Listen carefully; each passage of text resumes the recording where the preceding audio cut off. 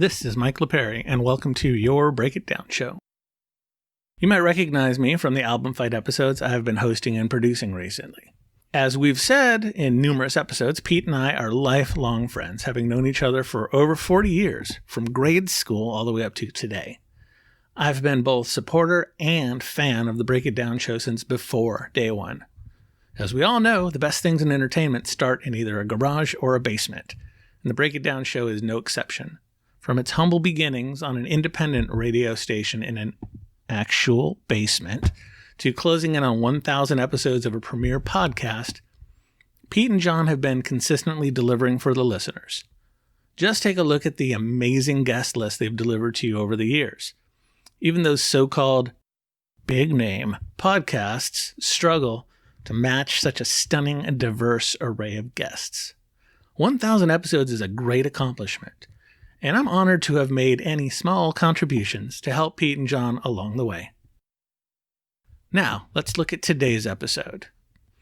Today's episode on the Break It Down show welcomes director and co-writer Chris Faulisi and actor Jordan Hodges to discuss their latest film, The Shade Shepherd.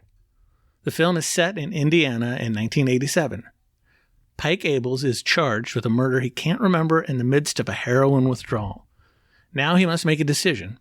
Go to jail or head for the Canadian border to start a new life. His only hope is his younger brother Jack, played by Jordan Hodges.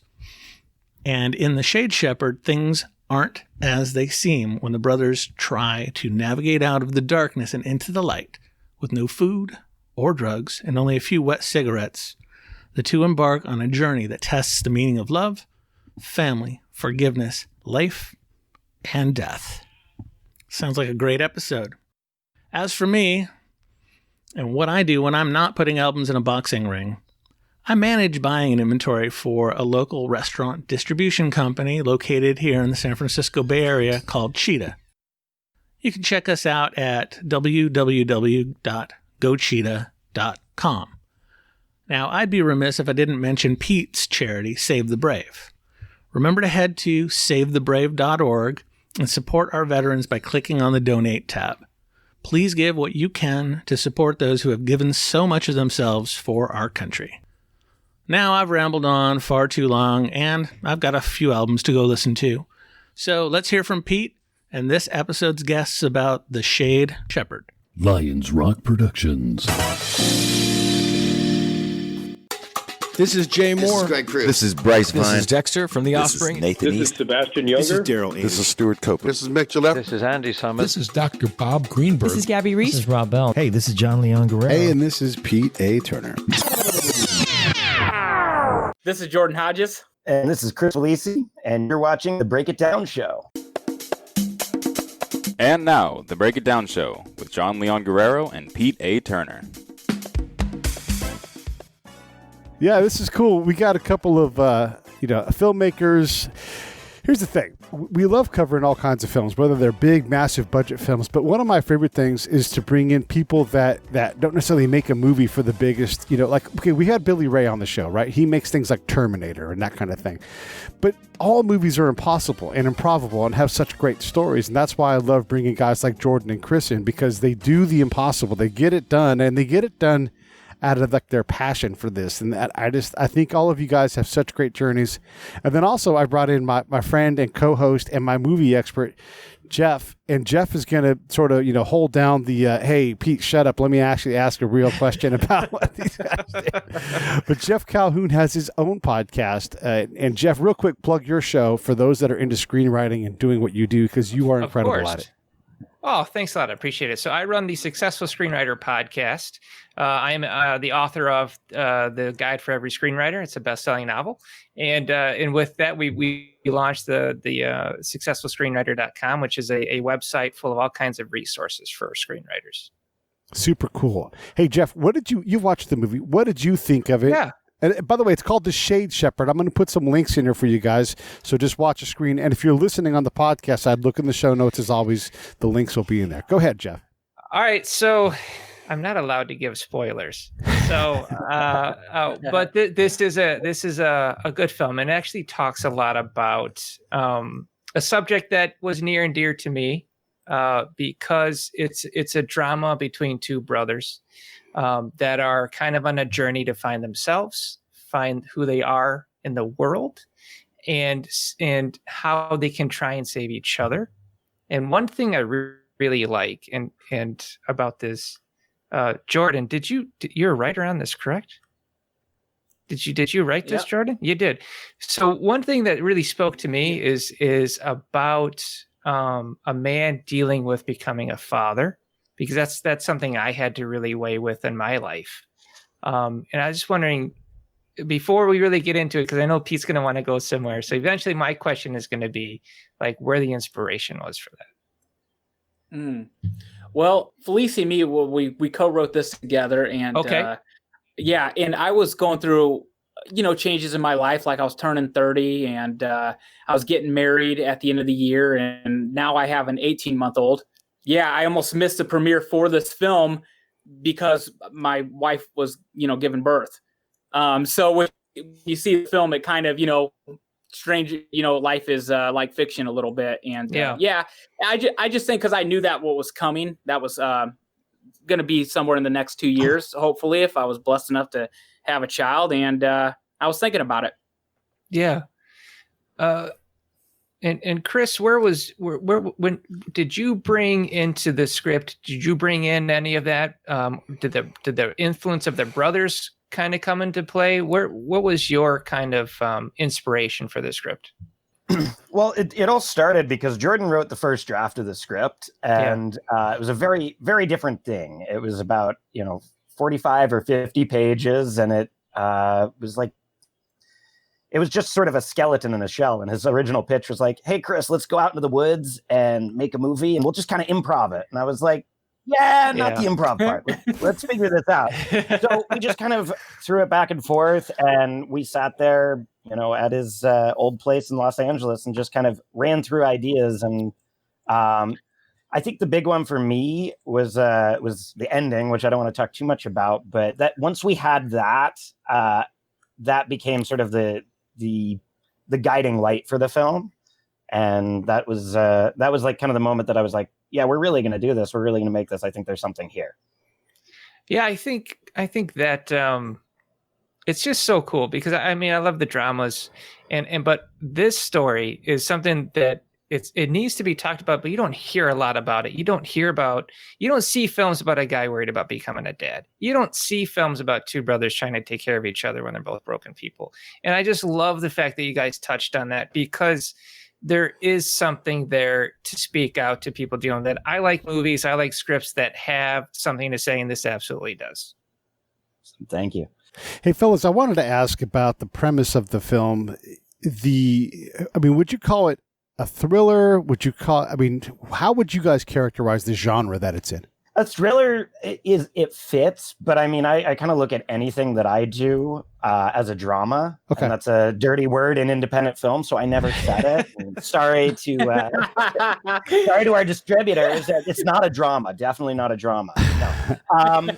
But I just look at everything kind of in a more dramatic sense. Obviously there's genre conventions, but what's important is the story, the people, the characters, and I think you could treat almost any film like that, except maybe a comedy, but I'm afraid of comedies.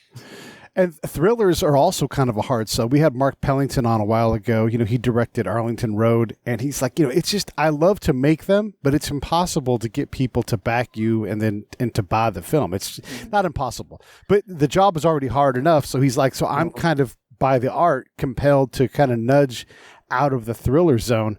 Why would you guys pick something that fits into these two problematic categories? Like, do you just not give a damn about that? You're like, we're just going to make something good and let it live on its own? Or what are your thoughts on that? Because, marketability is important. Yeah, it is. And, we definitely talked about it. But one of the benefits of making something as low budget as we did is that we didn't have to do as much convincing in terms of raising the money and proving the marketability beforehand. And I do have a belief that if you make something good and you're passionate about it, if it's something you would want to watch, like, you can hopefully find an audience for it. And I think that's more important than trying to be like, you can line everything up to be smart and fit these boxes that we think are going to sell. But by the time the movie's out, the whole market could have changed. Everything could be different. And I'm, not looking down on anyone who does that, because it makes sense and it's a reality of the industry. But when you have such a low budget project, you are freed in those ways to be like, well, we want to do that. Well, and I think it's fair to say too that when you get a thriller right, low budget, limited budget, medium, whatever budget you're at, the Sixth Sense, all of a sudden everybody's making that movie now. It flips the market, and it's nimble operations that are able to do that, where they're able to nobody's going to take a bet on this, so we're going to bet on ourselves, and change everything in one movie. So I got something, because in the film, Jordan's character Jack is an archer, and he does traditional archery. I'm actually a traditional archer. Get out of here! I practice it. So when I saw your character from the long shot shooting the bow with the 5-inch wide fletchings and nailing bullseye, you're doing that. Definitely. I mean, we don't cut that shot. No, that's I wouldn't either. That we it's a wide, and I thank God Faulisi let me show off. Well, it took some practice. I mean, I was in LA shooting out of lemons out of a lemon tree, and I didn't have that far to shoot because it's LA, you don't have any land out there. And I think Faulisi was a little nervous about that aspect, but I grew up in Indiana. I've been around, hunters and, fishermen and all that stuff. And I'm kind of was used to it a little bit. I wasn't afraid of it. And I think one time I hit a lemon out of a tree from a good distance. Like I stuck the arrow through the lemon and it just swayed. And then Faulisi is like, okay, I think we can do it. Now ask me to do that right now. I don't know. But I felt pretty confident with it. No, I was watching. I was like, look at this guy. He's dropping some serious skill right here. This is a great flex. And I was like, because I do it too. It takes me a good quiver full of arrows to warm up, but then at 30 yards, I can nail bullseye too. And but I saw like even the fletchings. This guy's got the wide fletchings on there to get more drag on the arrow. I was like, so that's really cool for traditional archers out there. Yeah, I mean, it was the first time shooting a recurve for me. Which. It's kind of I don't know, maybe I could ask you, it's more of an instinctual weapon, isn't it? Like 100%. I felt like I could never really aim with it. It was only you gotta feel it. You gotta feel it. You gotta look where it goes and then train the body for the release. And once the body has the release down, the arrow will go there, but you have to trust it. It's like filmmaking, right? You have to trust it. So, so no, I thought that was awesome. But I gotta ask you guys, why 1987? I mean, obviously, you guys did a ton of stuff with the sets and the hairstyles, the talent, and I think you probably were I can imagine you were scouring eBay trying to find anything 1987 to fit in this film. We were scouring Indiana, that's for sure. There's a couple reasons. I think it was interesting, and we had been developing a project before this that was set in the 80s. And when that didn't all come together, we were kind of sad about that because I had just kind of gotten into it. We both had done some research, and it was a really interesting period. And this originally, we were, the first couple of drafts we wrote, and it was modern. But we started to come into some issues of technology that drove it away from what we felt like the film was about. Like they had to be there. We had to acknowledge the fact that there's all this technology now, like cell phones. Could they be tracked? Like it created things that felt like they needed to be dealt with on a plot level that we weren't interested in on a thematic level. So in order to like sort of simplify it and break it down to its like core, the 80s, it made sense. It got rid of those technological plot points that we would have had to have and weren't interested in. But why 87? What about that year stands out? I mean, was it because I graduated from high school that year? Was that you're like, Pete would appreciate this as an homage to his graduation? He was born that year. I was born in 88, so we had to fight it out over 87, 88. Oh, all right. And very good. Did the other project that didn't make it through, like you guys looked around and you're like, we got all this 80s clothing, and does that kind of also drive it too, since you'd already acquired stuff, or no? Well, we didn't acquire anything. It was just like I had started researching the era just to kind of understand it aesthetically, and I was just, I was drawn to it. It was really fun. That was a script that was just it was set in the 80s, so I felt like I had to learn about it. And so when the idea, it was like one of those things where we were just sitting and talking, and it was like, well, what if we just set this in the 80s? Do you think we could pull it off? Yeah, and we were close on that one. I think we were a little heartbroken that one did not go through, and we were feeling the 80s at that point. Yeah. I mean, we flew to Indiana from LA. We scouted a bunch of bowling alleys. We were just in it, and it didn't work out. So but like Faulisi said, it came down to the people. It's like in the film, my character Jack, he goes and calls his wife on a payphone.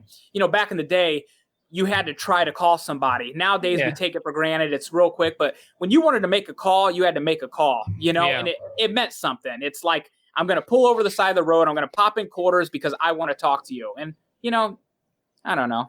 And because I'm a kid, because I'm from the 80s, I'm curious what stood out to you guys. And then because you're from Indiana, did you know that like in 87, very likely someone had a John Cougar shirt, not just the John Cougar Mellencamp shirt, but they would have gone to that concert in 83 with Jack and Diane, and they'd still be rocking that shirt 4 years later.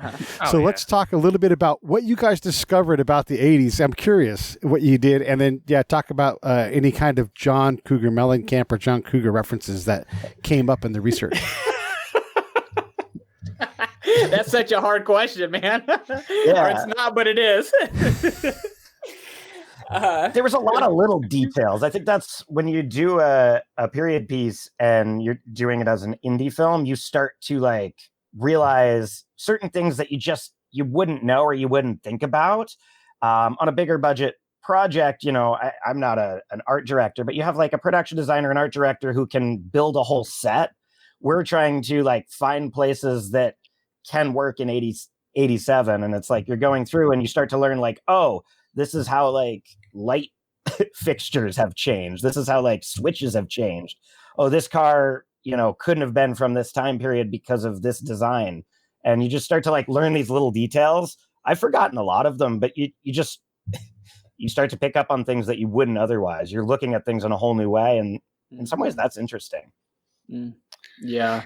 Well, I think it's interesting because the way the film is shot, it's two guys going through the woods. But in the 80s, there was films like that. I mean, the original Rambo was him traveling through the woods. You had Hatchet was when a boy gets lost in the woods. There was a lot of thematically films like that. So I found it interesting that worked its way, whether consciously or subconsciously, into the script as well. So you guys are nailing it on top of the super dope 80s synth music that was Johnny Mendez, our man. Yeah. Shout out to him. Jeez. Yeah, the music part is pretty cool too. I was gonna ask about that. So thanks for bringing that up, Geoff. What other elements of the 80s? I mean, okay, light fixtures, not something I would have thought about. What else stands out, like just thematically, or the feeling, the vibe, the language? I mean, Jordan, you're acting this thing out. Did you have to bring an 80s vernacular into the movie? Yeah, I have a line in the film where I don't know. It's a long story, but I say "ride the lightning," and I don't know if that's an '80s line, but if it's not, it should be. That was kind of like our joke. Like that would kind of like to amp up the crew and the cast and stuff. It's like, guys, we got to ride the lightning. Let's do it. You know what I mean? Like let's nail this. And this film, since it takes place outside so much, a lot of times we would try to have a schedule ish. But really, we were kind of going with the sun a little bit and the weather and being sporadic, kind of. We were in a log cabin in the middle of the Indiana woods, and that became kind of our like studio, I guess you would. And we'd wake up in the morning. Some of the cast and crew stayed there, and we'd wake up and we'd go to a different part of the woods, And if we were in a different part of the story, we'd find different vegetation and stuff. But I mean, yeah, as far as the 80s, we just felt the vibe. Everybody was feeling it. A lot of the crew was born in the 80s or lived through the 80s. And I think a lot of people just, they liked living it again. And it's cool. And when you're listening to music and, and like you're back to your John Cougar stuff, I mean, there was a few times, like I'm singing on the way to set. I was born in a small town and, getting into that jam. And it was just a really cool time period.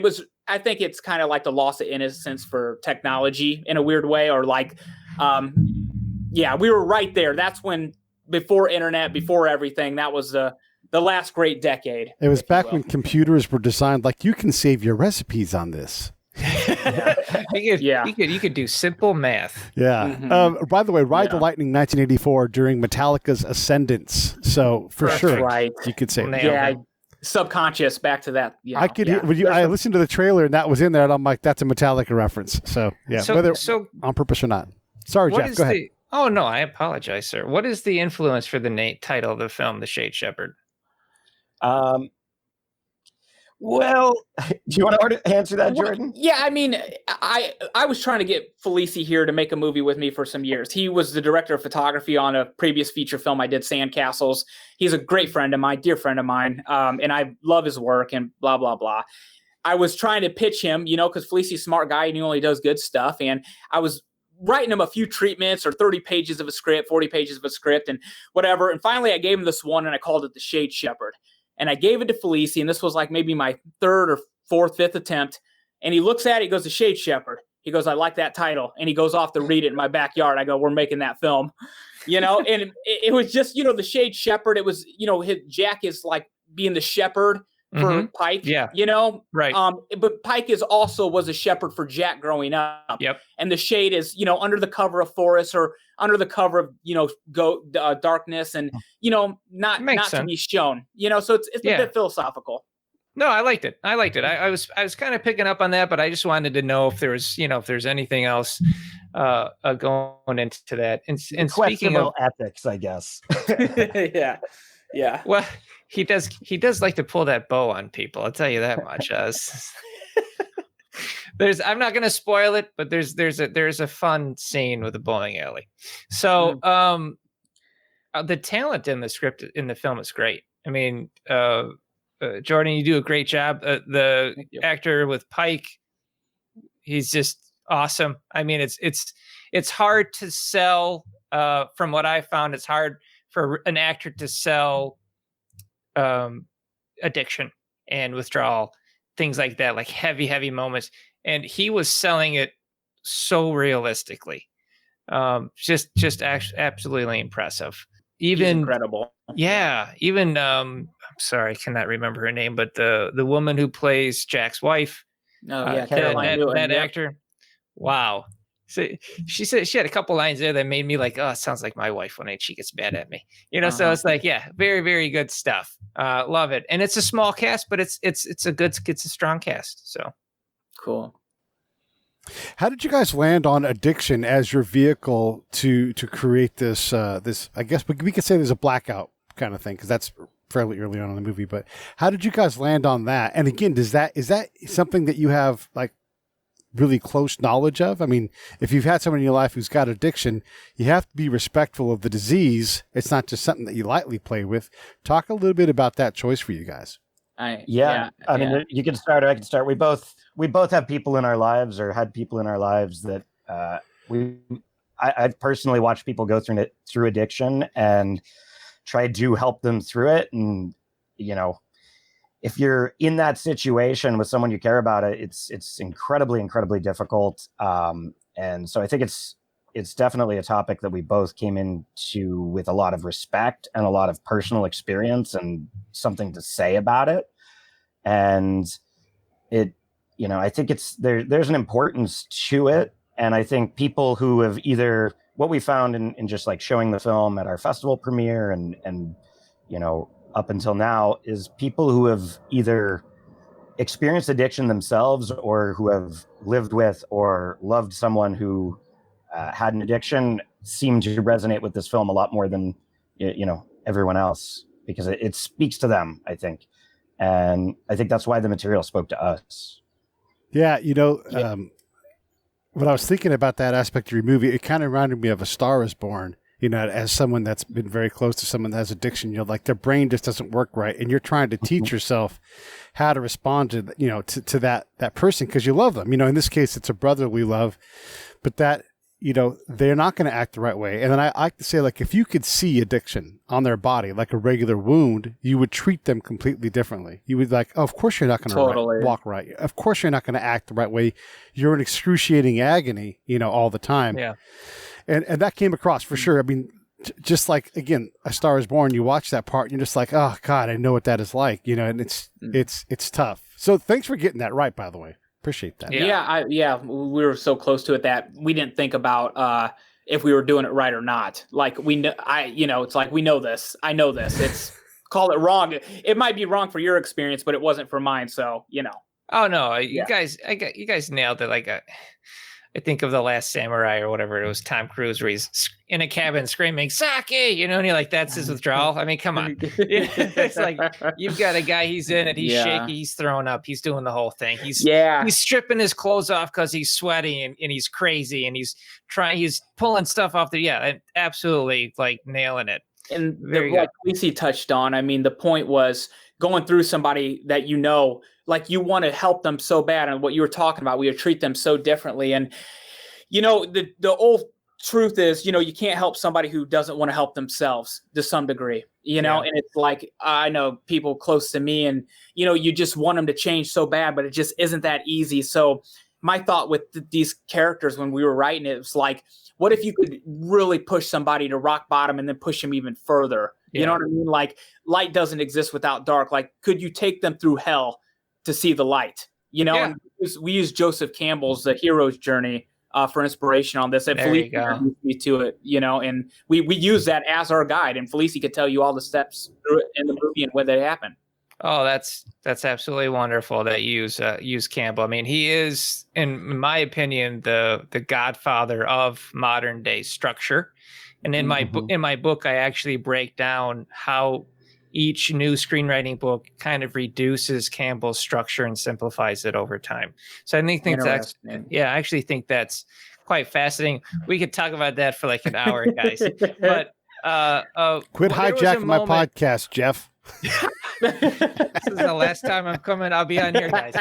So there was an interesting moment with Pike at the end of the film, which I'm not spoiling, but he gets to that moment where he can make a choice of going back or going forward. And that is the character's moment where he significantly changes. And I'm really glad that you guys show that. And what I like about that scene is that you show it with water, because water is a visual interpretation of emotion. So it just makes that scene even heavier. And I thought that was well done. Thank you. Yeah. How is it done when you guys have shown it? What are people saying about it? Well, it's really strange with obviously the quarantine right now for our actual release. It's hard to know. We are still supposed to have a theatrical release, but it got pushed because theaters aren't open. In so many places. It's really strange. The movie came out and it's like, I just Google it, so it's hard to know. But when we've shown it live, at our festival premiere, we played at Newport. I mean, the reactions were really great, but also it's, they're talking to the filmmakers. So what are they going to friendly crowd? Yeah. It is a friendly crowd. We have seen some people, Faulisi, you touched on earlier, people responding to, they had somebody close to them that they related to. And, you can always tell, and those are truth moments where you see somebody physically emotional in a crowd, which would be the last place you think you would be. It means you're not, you're either faking it to get attention and you're the best actress I ever seen, or it's very real, and we have had a few of those moments where people were very impacted by it. And those are the moments you hold on to. Those are the little, if that one lady, it like moved her, changed her, it made her day. It was worth the screening. It was worth it, so. Well, I've sat in world premieres with, big A-lister stars having a premiere, and I've sat in the audience of the world premiere, and I've felt butts shake in a seat because they were uncomfortable and didn't want to be there. So you can read an audience at a premiere, and if you guys aren't feeling that and you're getting decent vibes, then I think you're obviously doing well. Yeah, go with your gut on it, So one of the questions we always ask about movies, especially independent movies, is what made it into the movie that wasn't planned? And then the opposite is what didn't make it in the movie that you're just, it was the last cut that broke your heart that you had to do it, but it didn't advance the story. how long do you have? No. Hey, for just before you speak, Faulisi, this movie we shot for 22 days. Faulisi's first assembly was 3.5 hours. Then he worked over the next year to make it 100 minutes. So, go ahead. Wow. Yeah, so there's a lot. I mean, it was hard. It was crazy. And I'm the type of filmmaker where I try not to hold on to things, little details or things that I just like that aren't necessarily important to what we're making. And I try to always be open to what it is that the project's becoming. I guess I just always try to have an open mind. So, a lot changed. And, we did test screenings of this. I tend to test screen my films a lot. And this one, even more so than most, big changes would happen between tests. It's like, well, what if this happened? How could this change? There's a lot in there that wasn't planned, and a lot that was planned that's not in there, and it changes, and it's hard to keep it all in a time frame. And I think it touches on how we were so fluid with shooting. I mean, would you agree, Faulisi, the junkyard wasn't in the script like it is in the film? Oh, yeah. The junkyard, where we get the car again, try not to give it away. But it's in the trailer, you know how to hotwire that car. Jack and Pike jack a car. Okay. And we were shooting a whole different type of thing, but we passed this junkyard. And the cool thing about shooting in the Midwest or anywhere outside of the major cities is you can just knock on a door and be like, hey, can we shoot here? Okay, cool. Yeah, I'd never seen a movie be filmed. You guys need anything? Got a 6-pack here, or want some music? No music, kind of thing. And they just let us shoot at that junkyard, and it turned into one of the coolest scenes in the film. And that was just on the fly. Faulisi seeing it, he saw the location, knew how to change the script, and I listened, and we did it. It all started because we lost our original location, and then we were like, well, there's this junkyard thing, and we talked to the owner, and now all of a sudden I'm designing a whole new sequence just on the fly. Yeah. And that's how this film was kind of a little bit. I mean, we had the base plot, but we were fluid, and so. Anything end up on the cutting room floor? Did you answer that part of the question? I know we talked about, Oh, yeah, lots. You said, it was a 3.5 hour rough assembly. So, a lot ended up on the cutting room floor. There was a lot more sort of, there's some more backstory and depth and just other scenes that sort of expanded on, just elements that are already in the story, but we felt like we didn't need, and we wanted to make the movie flow and keep people's attention. Right. Yeah.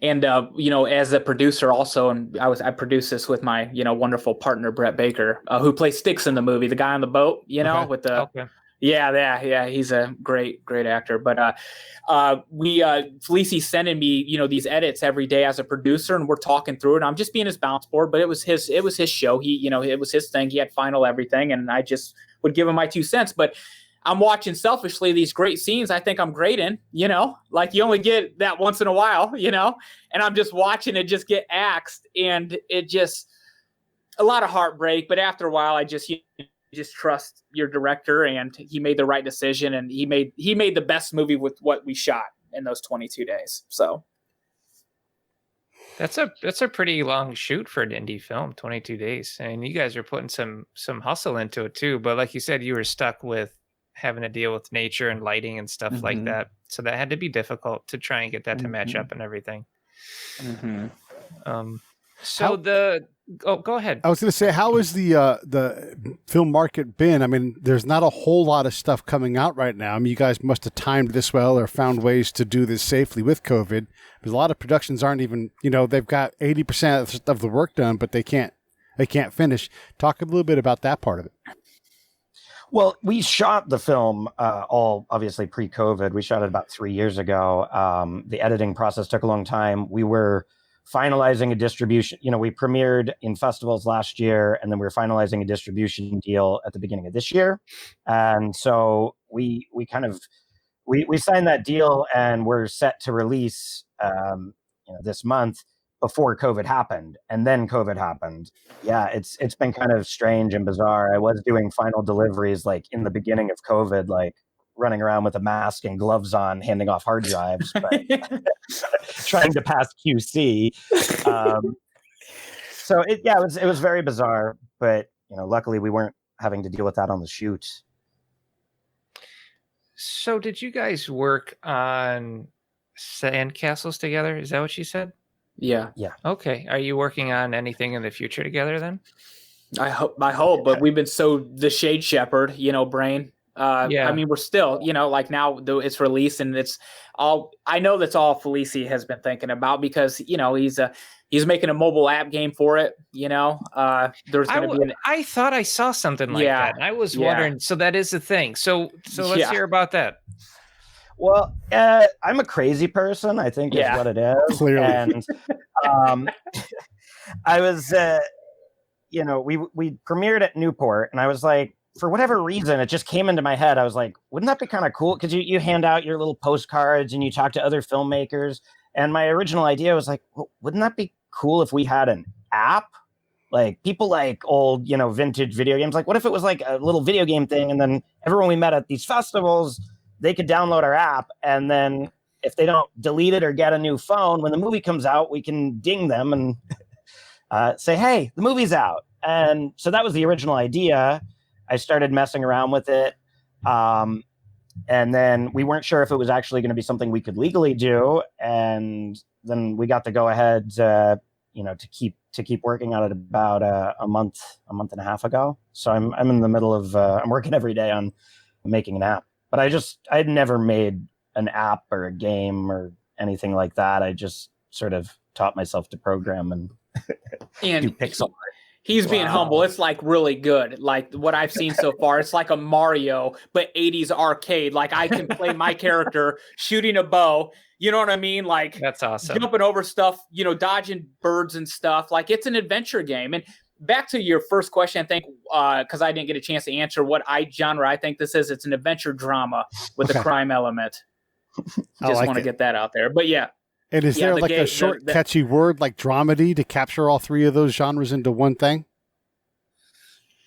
Ad rama.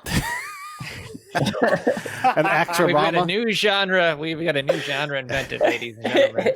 Ad rama. The ad rama. There was a game that we all loved in the 80s. It was an Atari game for the 2600, and it had literally an arrow, like a mechanical arrow, Yeah. And a square. You were a square.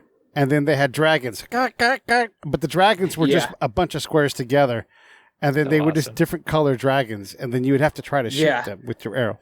Or stab them with your sword. Think that in like a year and a half after that. And Thank God. What this game is. Like you can see the people, but the aesthetics a little bit just because I wanted it to look good. Yeah. Well, it's impressive. I mean, I've never seen that as a mechanism used before to promote a movie, but I think it's a cool idea. Well, big movies all have tie-ins, so that's kind of another thing we were thinking. If you go on the App Store, you'll find tie-in apps for all sorts of big movies, and we just felt like, hey, this is maybe a new way to promote, and if people download it, maybe they learn about the movie. There's a term for that. It's the second screen experience. Oh. Huh. All right. I'm gonna need to see a Break It Down show app now.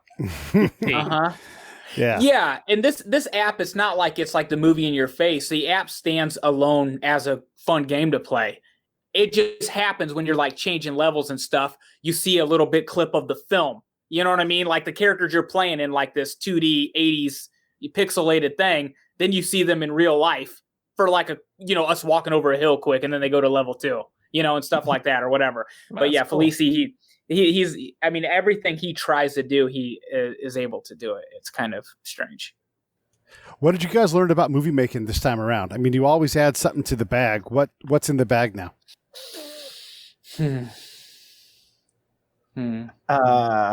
How hard it is. No, but yeah, on you know how hard it is. But this movie really it tested, I think, all of us that were involved. This was the hardest movie I've ever made. Why?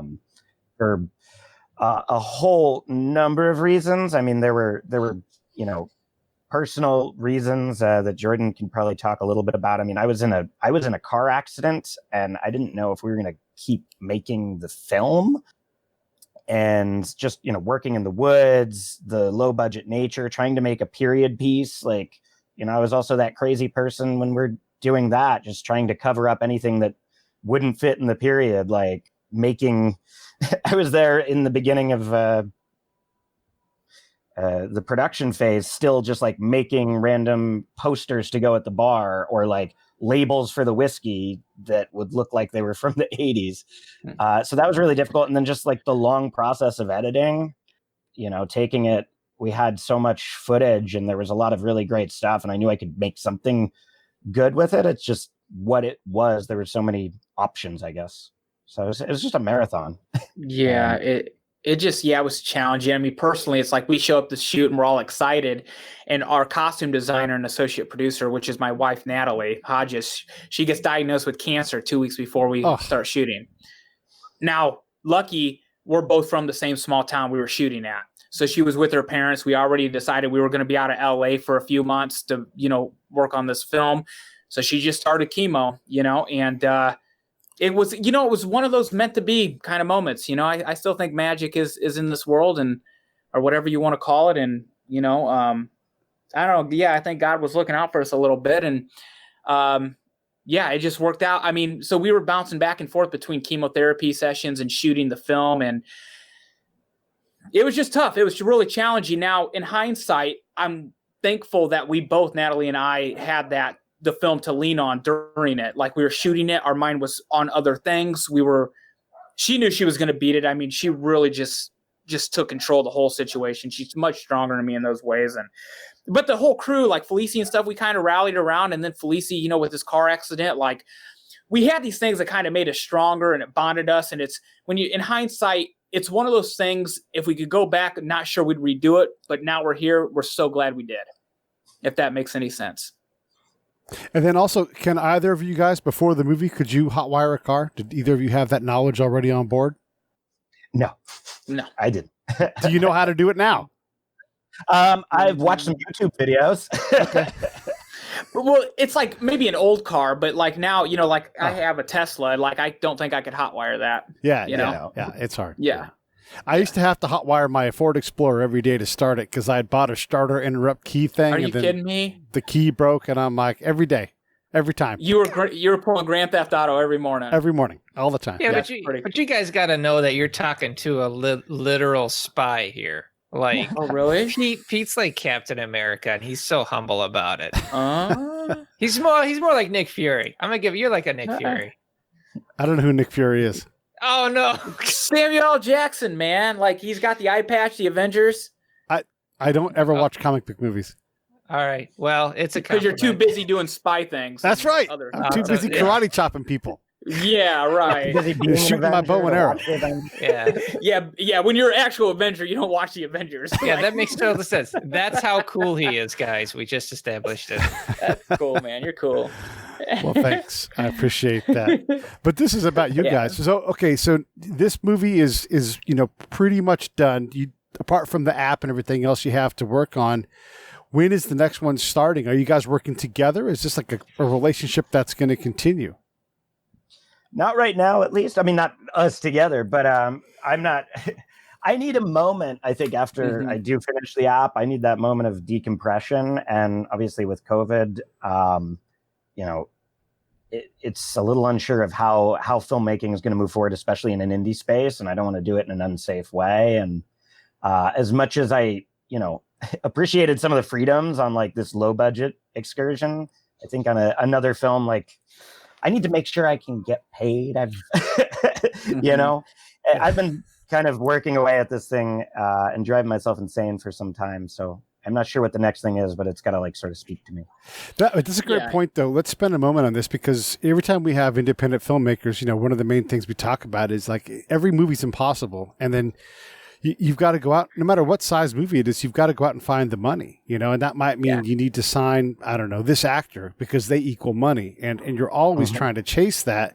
But in the indie world, you still got to get paid for your time. You still got to be able to continue to do this.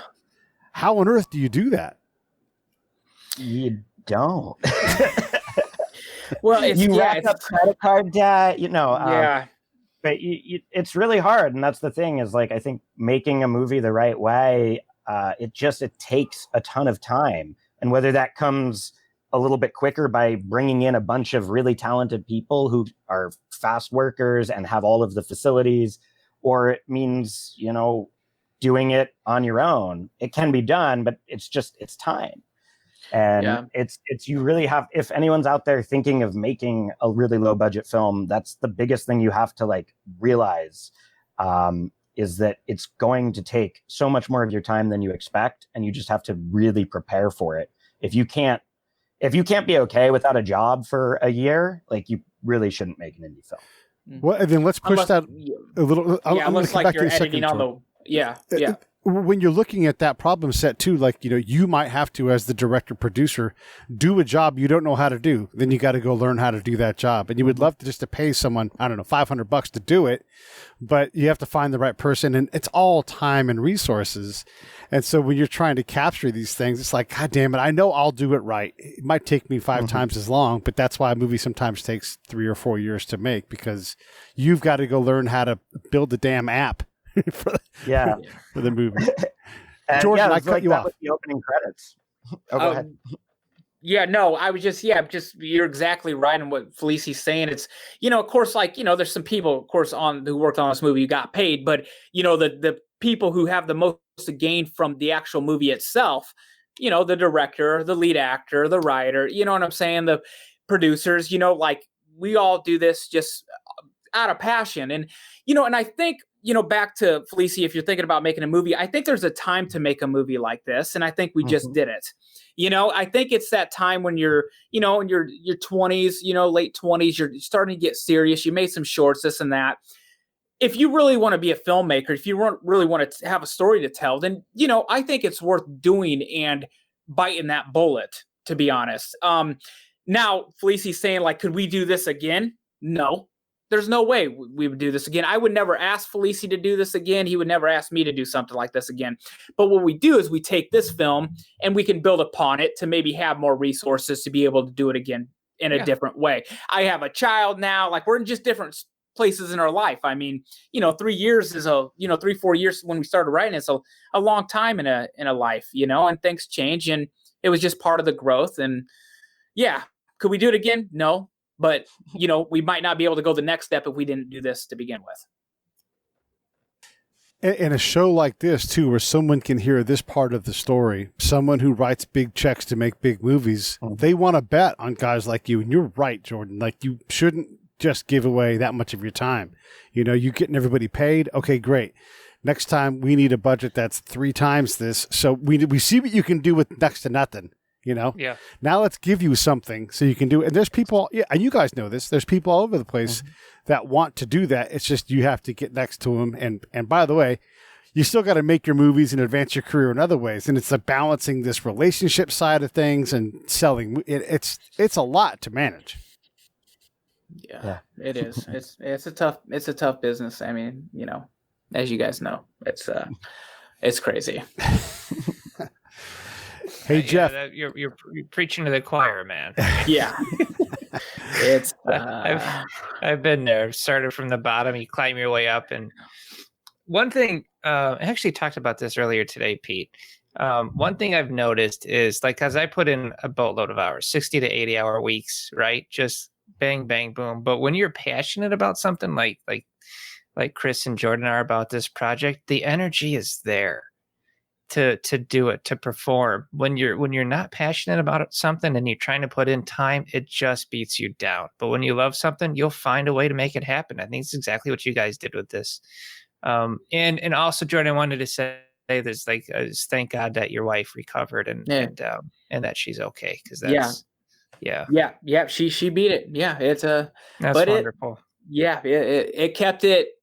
It kept me on the edge though during shooting, and I think now that I see it in hindsight, I can see me going through that on screen now. Yeah, it's interesting to see that now, and but she held me up for real. Oh wow, yeah. How does that represent on the screen? That's a great thing to explain for us. Well, Jack, I would say and this is part of Faulisi editing it this way, because he would have me play it different takes, different ways, okay.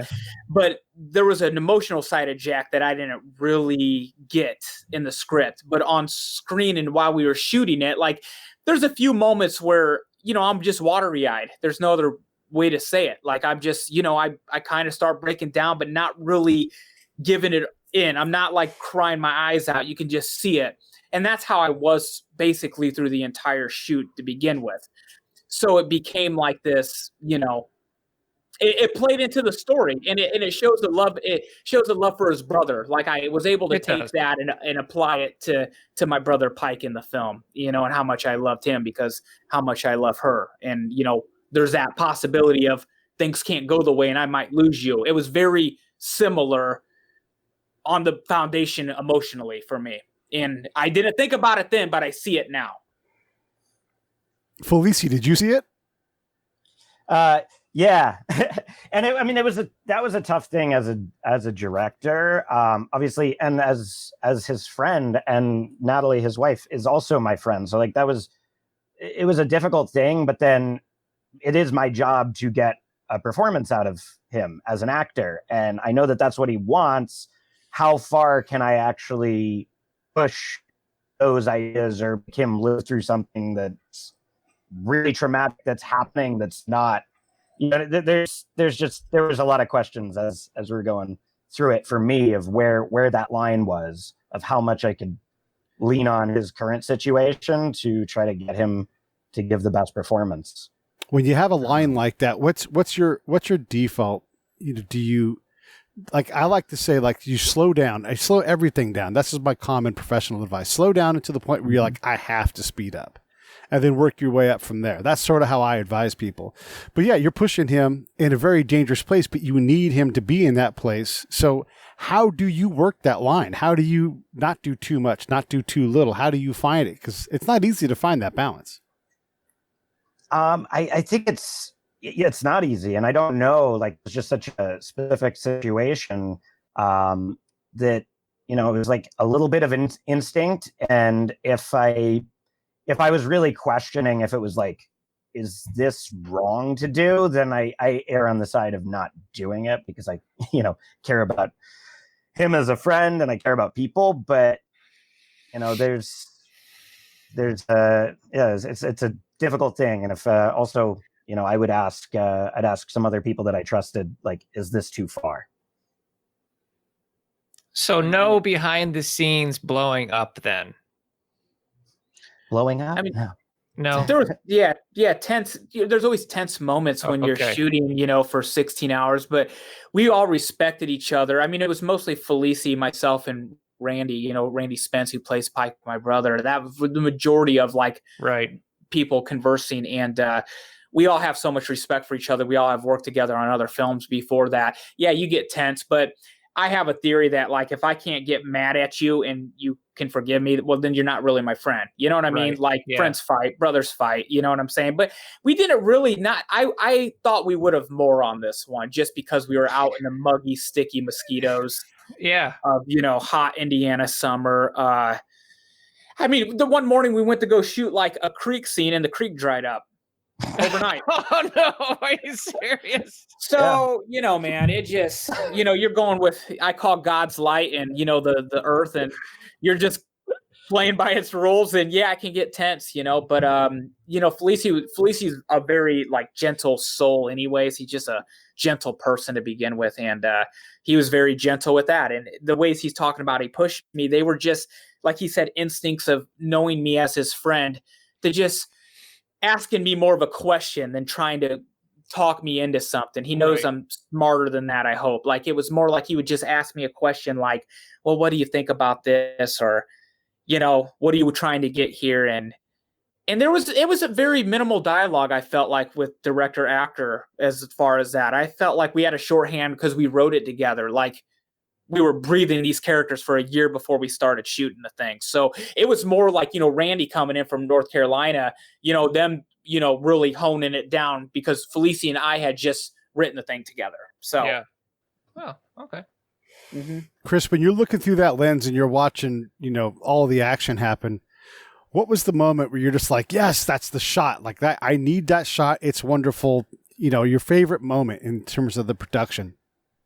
My favorite moment, and I think it's it might be one of Jordan's too, It because is. he was behind the camera at that. He already knows point. what it is. That's great. So we were shooting in Pike's trailer, and we were shooting what became like basically the opening sequence of the movie, which that goes to like what was different afterwards. That was like 2 scenes that were like an eighth of a page long. It was like Pike does heroin was in the script, but we were there, and it was a daytime shoot. We had gotten there late, so it's now nighttime. We're in a trailer park where people live. The guy who said we could shoot there is nowhere to be found. We're now having to light it like it's daytime from outside, and we're running a generator, a noisy generator, and have these bright lights shining where like people live. So already we're worried that it's about to get shut down.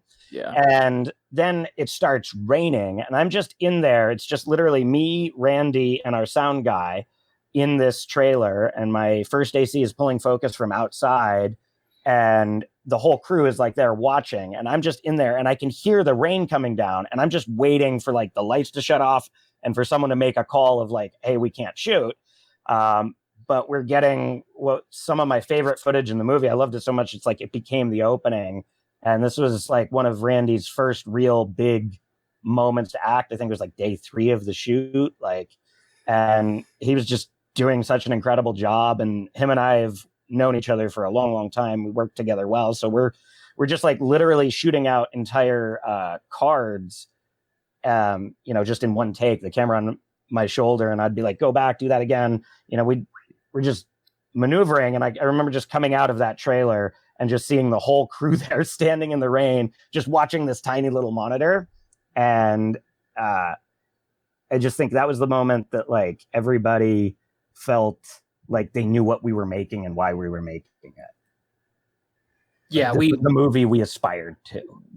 Like they knew it was a real movie. When you get on an indie, you expecting maybe some mom and pop kind of thing. You know what I mean? And if you want to make a movie, tell your story, but there's an expectation once that opening scene, the opening scene, or what became the opening scene, when the whole crew saw that, they were like, okay, like we're serious. Like we're actually going to really take this movie seriously. And I was asking, I think, Agrippa, I'm like, what light is that? And he was telling me, and I was Googling while the rain was coming down and he was shooting. I was Googling how much water can that light take on before it burns? You know what I mean? Because it was, as a producer, and one of the few times I'm not in the front of the camera, it's my job to shut it down if, something's going to blow up, but I couldn't. I was willing to let it just rip on fire and tear down that whole RV park to get the shot. Or whatever happened. But it was a beautiful moment, and it's just one of those special things where art is just, it comes together in your life and everybody's together and the music is there. And so it's also my favorite moment too. And I had nothing to do with it except for watch. So I think that opening was pretty powerful. And I like how you, no spoilers, mirror the ending, right? The ending is mirrored. But the really cool thing you guys do is that opening could potentially actually follow the ending scene. And I thought that was pretty dope, because we know what happens. We know it's resolved. But if you go back and you look at it, you go like, So it's kind of cool. Yeah. Interesting you say that. Yeah, that was definitely a bookend that Faulisi talked about. And if you didn't trust him to go that route, that he could have went that way, right? Yeah. He was a 6-pack away from it.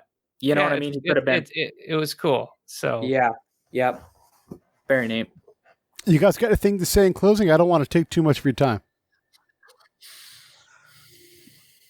Oh, Jordan, you got anything? Just that you can rent the movie on every. Yeah, we should probably plug it. Yeah, no, if you've listened to us talk this whole time, maybe check out the movie. We'd really appreciate it. We'd like to keep making them. Yeah, it's on any cable. If you have cable, just search for it. Amazon, Apple TV, Vudu, etc. This is the first thing. It came out. Indican Pictures and Lionsgate released it domestically, and we'll have a DVD coming here soon too. And they'll rock these platforms for a while, and we'll see where it goes from there. And looking forward to an international release also. So we'll see. Yeah, if you guys look on the screen, the Shade Shepherd, you can go to Amazon. If you use our link, that, of course, gives us a little kickback and helps the fellas out because you spin their thing on Amazon. But wherever you watch it, it's going to be good. And then you've seen the links throughout the show. And if you're listening on the podcast side, just look in the show notes for the links. We will send you there. Geoff, anything in closing? I really enjoyed it. I mean, I rented it on Amazon myself, and just really appreciate being here, getting to chat with you guys. And Pete, always a pleasure. Yeah, pleasure's ours. This was a lot of fun.